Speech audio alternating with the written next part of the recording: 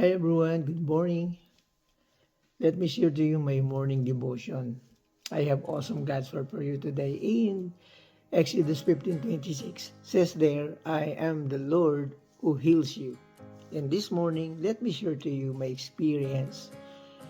And I'm a diabetic and last December I was diagnosed kaya watch this.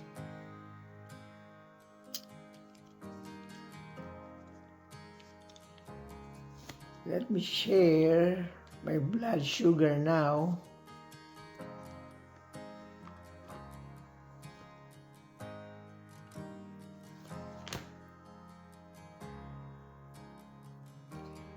Praise God, 100. You know what? And last December, I was diagnosed. Ang sugar ko is 376.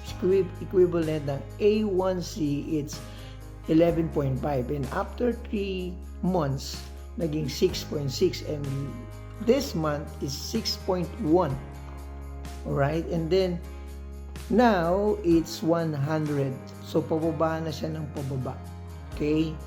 And what the lesson of this verse, kailangan talaga we need to listen the God's discipline, especially kung ano yung this story of Israelites, pinalaya sila in Egypt in slavery, right? And then now the Israelites talagang matigas pa rin ang ulo. Okay, so kaya nagkaroon ng ganitong statement si Lord. Kung yung statement naman niya, sinabi niya dito, di ba? Jehovah Rapha, the Lord's heal you, di ba? Physically, mentally, and emotionally. So, dapat lang natin gawin is we need to trust and obey God in His protections. Okay? And then after that, the healing, it comes through relations with God.